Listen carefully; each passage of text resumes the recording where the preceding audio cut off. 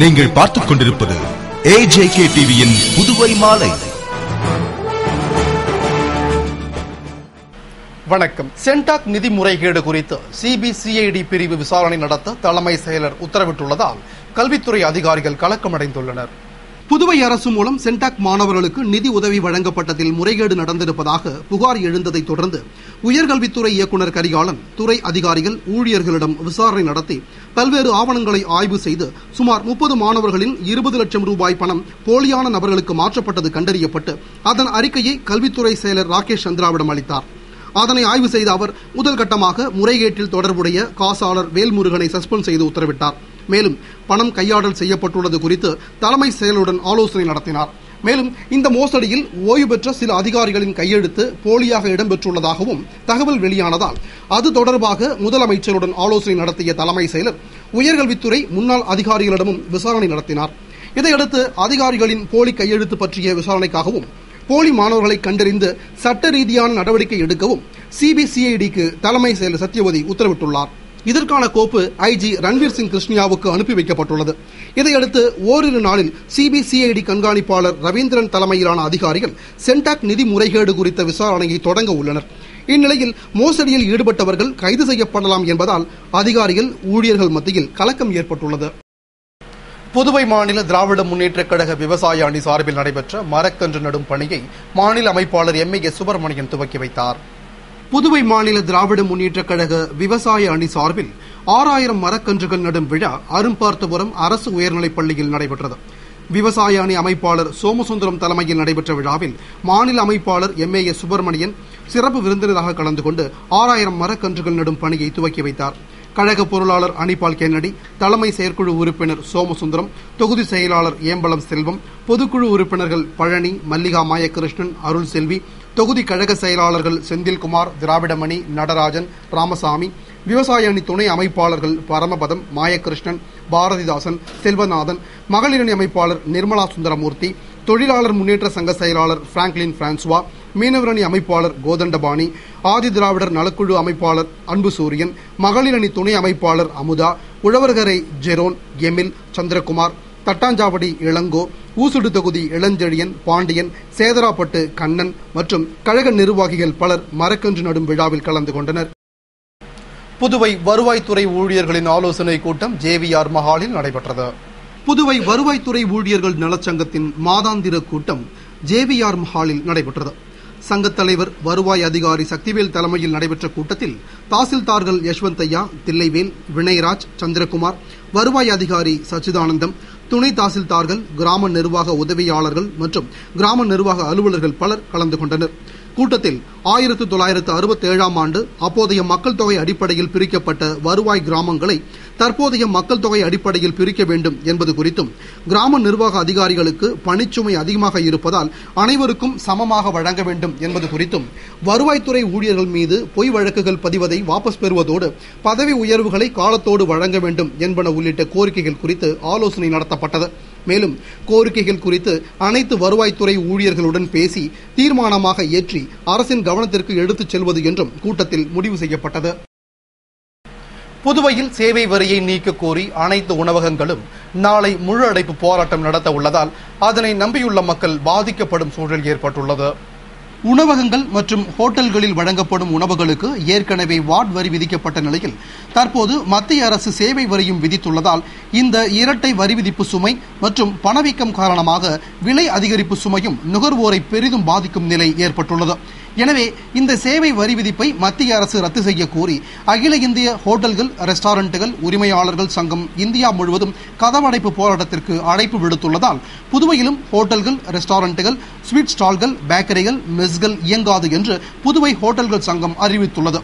இதனால் ஹோட்டல் உணவகங்களை நம்பி பணியில் சேர்ந்துள்ள உள்ளூர் மக்களும் புதுவையில் வந்துள்ள சுற்றுலா பயணிகளும் மற்றும் பொதுமக்களும் பாதிக்கப்படும் நிலை உருவாகியுள்ளது. உலக கால்நடை தினத்தை முன்னிட்டு நாய்கள் கண்காட்சி கடற்கரை சாலையில் நடைபெற்றது. புதுவை அரசு கால்நடை சார்பில் உலக கால்நடை தினம் கொண்டாடப்பட்ட நிலையில் புதுவை நகராட்சி சார்பில் நாய்கள் கண்காட்சி கடற்கரை காந்தி சிலை அருகில் நடைபெற்றது. நாய்களுக்கு வெறிநாய் கடி தடுப்பூசி போடுவது குறித்து பொதுமக்களிடையே விழிப்புணர்வை ஏற்படுத்த வேண்டும் என்ற நோக்கில் நடத்தப்பட்ட நாய்கள் கண்காட்சி மற்றும் பராமரிப்பு குறித்த போட்டியில் ராட்வீலர், லேப்ரடார், டால்மேஷன், கிரீன்டீன், பக், ஜெர்மன் ஷெப்பர்ட், பாக்ஸர், டெக்டான், ஸ்பைட்ஸ் மற்றும் நாட்டு நாய் உள்ளிட்டவை ஃபேஷன் உடை அணிந்து கலந்து கொண்டன. நகராட்சி கால்நடை மருத்துவர் டாக்டர் குமரன், பெட்வெட்ஸ் நிறுவனம் சார்பில் டாக்டர் சித்ரா, பிரசன்னா ஆகியோர் நிகழ்ச்சியில் கலந்து கொண்டு நாய்களின் நடையழகு, சிறப்பு மற்றும் பராமரிப்பு ஆகியவற்றின் அடிப்படையில் சிறந்த நாய்களை தேர்வு செய்து பரிசுகள் வழங்கி பாராட்டினார். ஏராளமான சுற்றுலா பயணிகளும் பொதுமக்களும் நாய்களின் ஒய்யார அணிவகுப்பை கண்டுகளித்தனர். உலக ஹீமோபீலியா தினத்தை முன்னிட்டு ஹீமோபீலியா சங்கம் சார்பில் இலவச மருத்துவ முகாம் நடத்தப்பட்டது. உலக ஹீமோபீலியா தினத்தை முன்னிட்டு புதுவை ஹீமோபீலியா சங்கம் சார்பில் ஜிப்மர் எலும்பு மூட்டு அறுவை சிகிச்சை துறை மற்றும் முட நீக்கியல் துறை நிபுணர்கள், இரத்த நோய்கள் சம்பந்தப்பட்ட சிறப்பு மருத்துவ சிகிச்சை பிரிவு தலைவர் டாக்டர் தத்தா மற்றும் தலைமை பேராசிரியர் சைலேந்திரகுமார் பங்கேற்கும் ஹீமோபீலியாவில் பாதிக்கப்பட்டவர்களுக்கான மாபெரும் இலவச மருத்துவ முகாம் தட்டாஞ்சாவடி சுப்பையா திருமண நிலையத்தில் நடைபெற்றது. க்ளூனி மருத்துவமனை தலைமை செயல் அதிகாரி ரங்கநாத் தலைமையில் நடைபெற்ற மருத்துவ முகாமை இந்திரா காந்தி மருத்துவக் கல்லூரி எலும்பு மூட்டு பிரிவு தலைவர் பேராசிரியர் டாக்டர் ராஜகோபால் துவக்கி வைத்தார். ஜிப்மர் எலும்பு மூட்டு சிகிச்சை பிரிவின் தலைவர் பேராசிரியர் டாக்டர் பத்ரோவின் தலைமையிலான உதவி பேராசிரியர்களும் முட நீக்கியல் துறை எண் மருத்துவ பிரிவு, ஹீமோபீலியா பிரிவு மற்றும் இரத்த நோய்கள் சம்பந்தப்பட்ட சிறப்பு மருத்துவ சிகிச்சை பிரிவுகளைச் சேர்ந்த மருத்துவர்கள் முகாமில் கலந்து கொண்டு ஹீமோபீலியாவில் பாதிக்கப்பட்டவர்களை பரிசோதித்து ஆலோசனை வழங்கினர். மேலும் ஹோமியோபதி மருத்துவ குழுவினரும் கலந்து கொண்டு இலவச ஹோமியோபதி மருந்துகள் கொடுத்து சிகிச்சை அளித்தனர். ஹீமோபீலியாவில் பாதிக்கப்பட்டவர்கள் ஏராளமானோர் முகாமில் கலந்து கொண்டு பயனடைந்தனர். மன அழுத்தம், ஆளுமையும் முறியடித்தலும் என்ற தலைப்பிலான மருந்தியல் கல்வி நிகழ்ச்சி அரசு பொது மருத்துவமனையில் நடைபெற்றது. புதுவை மாநில அளவில் பணிபுரியும் மருந்து ஆளுநர்களுக்கான தொடர் மருந்தியல் கல்வியின் 3வது நிகழ்ச்சி அரசு பொது மருத்துவமனையில் நடைபெற்றது. திட்ட இயக்குநர் டாக்டர் ரங்கநாத் தலைமையில் நடைபெற்ற கல்வி நிகழ்ச்சியில் மதர் தெரேசா கல்வி நிறுவனத்தின் பேராசிரியர் டாக்டர் கோபால் சிறப்பு அழைப்பாளராக கலந்து கொண்டு மன அழுத்தம், ஆளுமையும் முறியடித்தலும் என்ற தலைப்பில் உரையாற்றினார். நவீன உலகில் நடைமுறையில் மன அழுத்தம் என்பது தவிர்க்க முடியாததாகிவிட்டதாகவும், ஆனால் அதனை சமாளிப்பது ஒவ்வொருவரின் தனிப்பட்ட திறமை என்றும், மன அழுத்தம் நம்மை சிதைப்பதற்கு முன் நாம் அதை சிதைத்தாக வேண்டும் என்று கூறிய டாக்டர் கோபால், எண்ணங்களில் செம்மையும் நம்பிக்கையில் சிறிய மாற்றங்களும் செய்வதன் மூலம் குணாதிசயங்களில் உண்டாகும் மன அழுத்தத்தை கட்டுப்படுத்தலாம் என்றும், இனிமையான இசையை கேட்பது, வாய்விட்டு சிரிப்பது, யோகா, தியானம் போன்றவை மன அழுத்தத்தை வெல்வதற்கு உதவும் என்றும் கூறினார். புதுவையின் பல்வேறு மருத்துவமனைகளிலும் பணிபுரியும் மருந்து ஆளுநர்கள் ஏராளமானோர் இந்த கல்வி நிகழ்ச்சியில் கலந்து கொண்டனர். ரெட்டியார்பாளையத்தில் தொழிலதிபர் வீட்டில் 40 பவுன் நகைகள் கொள்ளையடிக்கப்பட்ட சம்பவத்தில் கோழிப்பண்ணை ஊழியர்களிடம் விசாரணை நடத்தப்பட்டு வருகிறது. புதுவை ரெட்டியார்பாளையம் ரங்கா நகரைச் சேர்ந்த செந்தில்குமார் அப்பகுதியில் கோழிப்பண்ணை நடத்தி வரும் நிலையில் கடந்த 22ஆம் தேதி குடும்பத்துடன் ஊருக்கு சென்று திரும்பிய நேரத்தில் அவரது வீட்டினுள் புகுந்த கொள்ளையர்கள் சுமார் 40 பவுன் நகைகளை கொள்ளையடித்துச் சென்றனர். இதுகுறித்து செந்தில்குமார் அளித்த புகாரின் அடிப்படையில் வழக்கு பதிவு செய்த போலீசார் கைரேக நிபுணர்களை வரவழைத்து தடயங்களை சேகரித்தனர். இதையடுத்து தனிப்படை அமைத்து கொள்ளையர்கள் குறித்து பல்வேறு கோணங்களில் விசாரணை நடத்தப்பட்டு வரும் நிலையில் முதல் கட்டமாக செந்தில்குமாரின் கோழிப்பண்ணையில் பணிபுரியும் ஊழியர்களிடம் விசாரணை மேற்கொண்டுள்ளனர். இதன் பிறகு வழக்கில் திருப்புமுனை ஏற்படும் என்று எதிர்பார்க்கப்படுகிறது. புதுவை குடிசை மாற்று வாரியத்தில் கல்வீடு கட்டும் திட்டத்தில் நடைபெற்ற முறைகேடு குறித்த ஆதாரங்களை சிபிஐ தொடர்ந்து சேகரித்து வருகிறது. புதுவையில் குடிசை இல்லாத நிலையை உருவாக்க காமராஜர் கல்வீடு கட்டும் திட்டத்தை கொண்டு வந்த புதுவை அரசு அத்திட்டத்தின் மூலம் பயனாளிகளுக்கு தலா 1 லட்சம் ரூபாயை 3 தவணைகளாக வழங்கி புதுவை குடிசை மாற்று வாரியம் மூலம் தொடர்ந்து செயல்படுத்தி வந்தது.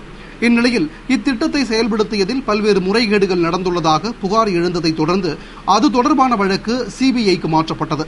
இதையடுத்து புதுவையில் முகாமிட்ட சிபிஐ அதிகாரிகள் விசாரணை நடத்தி ஒருவருக்கு 2 முறை பணம் வழங்கியது, வீடு கட்டாமலேயே நிதி உதவி பெற்றது, அரசு ஊழியர்களும் சலுகை பெற்றது என்பன உள்ளிட்ட முறைகேடுகள் நடந்துள்ளதையும், அதில் குடிசை மாற்று வாரிய அதிகாரிகள், ஊழியர்கள் என 40க்கும் மேற்பட்டோர் சம்பந்தப்பட்டிருப்பதையும் கண்டுபிடித்து அதற்கான ஆவணங்களை சேகரித்து வரும் நிலையில் போலி வருமான சான்றிதழ் வழங்கியதில் சம்பந்தப்பட்ட அதிகாரிகள் மீது துறை ரீதியான நடவடிக்கை எடுக்கப்பட்டுள்ளது. கடந்த 2 ஆண்டுகளாக புதுவையில் தொடர்ந்து முகாமிட்டு கல்வீடு கட்டும் திட்ட ஊழல் குறித்து விசாரணை நடத்தி வரும் சிபிஐ அதிகாரிகள் தற்போது இறுதிக்கட்ட விசாரணை நடத்தி வருகின்றனர். சம்பந்தப்பட்ட இடங்களை பார்வையிட்டு பாதிக்கப்பட்டவர்களின் வாக்குமூலத்தை பெற்று ஆதாரங்களை திரட்டி வரும் சிபிஐ அதிகாரிகள் அதன் அடிப்படையில் குடிசை மாற்று வாரிய அதிகாரிகள், ஊழியர்கள் மீது விரைவில் குற்றப்பத்திரிகை தாக்கல் செய்ய உள்ளதாகவும், அதன்பின் கைது நடவடிக்கை இருக்கும் என்றும் கூறப்படுவதால் குடிசை மாற்று வாரிய அதிகாரிகள், ஊழியர்கள் மத்தியில் கலக்கத்தை ஏற்படுத்தியுள்ளது. ஆப்டிகான் 2013 எனும் சிறப்பு பயிலரங்கம் புதுவை ஜிப்மர் மருத்துவமனையில் நடைபெற்றது. புதுவை ஜிப்மர் மருத்துவமனையின் கண் சிகிச்சை பிரிவும் கண் பரிசோதகர்கள் சங்கத்தின் புதுவை மாநில பிரிவும் இணைந்து ஆப்டிகன் 2013 எனும் சிறப்பு பயிலரங்கை ஜிப்மரில் நடத்தியது. புதுவை மாநில அளவில் முதல் முறையாக நடத்தப்பட்ட பயிலரங்கை ஜிப்மர் மருத்துவக் கல்லூரி முதல்வர் டாக்டர் KS ரெட்டி துவக்கி வைத்தார். ஜிப்மர் கண் பிரிவு தலைவர் டாக்டர் ரேணுகா சீனிவாசன், துணை பேராசிரியர் டாக்டர் ரமேஷ் பாபு ஆகியோர் முன்னிலையில் நடைபெற்ற பயிலரங்கில் 200க்கும் மேற்பட்ட கண் பிரிவு மருத்துவர்கள், பரிசோதகர்கள், ஆய்வாளர்கள் கலந்து கொண்டு விளக்கமளித்தனர். ஜிப்மர் கண் சிகிச்சை பிரிவு மருத்துவர்கள் மற்றும் மாணவ மாணவிகள் கலந்து கொண்ட பயிலரங்கின் நிறைவில் கூட்டமைப்பின் தலைவர் நடராஜன் நன்றி கூறினார். புதுவை அரசு கொத்தடிமை தொழில் ஒழிப்பு முறை சட்டத்தை நடைமுறைப்படுத்த வலியுறுத்தி தொடர் போராட்டம் நடத்தப் போவதாக பழங்குடியின மக்கள் கூட்டமைப்பு அறிவித்துள்ளது. இதுகுறித்து செய்தியாளர்களுக்கு பேட்டியளித்த புதுவை மாநில பழங்குடியின மக்கள் கூட்டமைப்பு தலைவர் ராம்குமார் கூறுகையில், புதுவையில் உள்ள பழங்குடியின மக்களை அட்டவணை பழங்குடியின பட்டியலில் சேர்க்க கோரி டெல்லியில் உள்ள மத்திய பழங்குடி விவகாரம் மற்றும் பஞ்சாயத் ராஜ் துறை அமைச்சர் கிஷோர் சுந்தர் தேவை நேரில் சந்தித்து மனு அளித்துள்ளதாக தெரிவித்தார். மேலும் அவர் கூறுகையில், பழங்குடி மக்களுக்கென்று இயற்றப்பட்ட கொத்தடிமை தொழில்முறை ஒழிப்பு சட்டம், வன்கொடுமை தடுப்பு சட்டம், குறைந்தபட்ச கூலி சட்டம், வன உரிமை சட்டம், கட்டாய கல்வி உரிமை சட்டம் போன்ற சட்டங்களை முழுமையாக நடைமுறைப்படுத்த வேண்டும் என்றும், கொத்தடிமை தொழில்முறை ஒழிப்பு சட்டத்தின்படி கண்காணிப்பு குழுக்கள் அமைக்கப்பட வேண்டும் என்ற உச்சநீதிமன்ற தீர்ப்பை புதுவை அரசு நடைமுறைப்படுத்த வேண்டும் என்றும் வலியுறுத்திய அவர், தமிழக பகுதியில் கொத்தடிமைகளாக இருந்த புதுவை பழங்குடியின மக்களை வருவாய் அதிகாரிகள் மீட்டு வந்தும் அவர்களின் மறுவாழ்விற்கு எந்த திட்டமும் அறிவிக்காததால் அதனை கண்டித்து பழங்குடியின மக்கள் கோரிக்கை பேரணி நடத்தியும் எந்தவித நடவடிக்கையும் எடுக்காத நிலையில் இந்த ஆண்டும் புதுவை பழங்குடியின மக்கள் பல மாநிலங்களில் கொத்தடிமைகளாக வாழ்ந்து வருவதாகவும், எனவே கொத்தடிமை ஒழிப்பு முறை சட்டத்தை அமுல்படுத்தி கண்காணிப்பு குழு அமைத்து அம்மக்களுக்கு அரசு மறுவாழ்வு அளிக்க நடவடிக்கை எடுக்க வலியுறுத்தி தொடர் போராட்டம் நடத்த முடிவு செய்துள்ளதாகவும் அவர் கூறினார். இத்துடன் செய்திகள் நிறைவடைந்தன. வணக்கம்.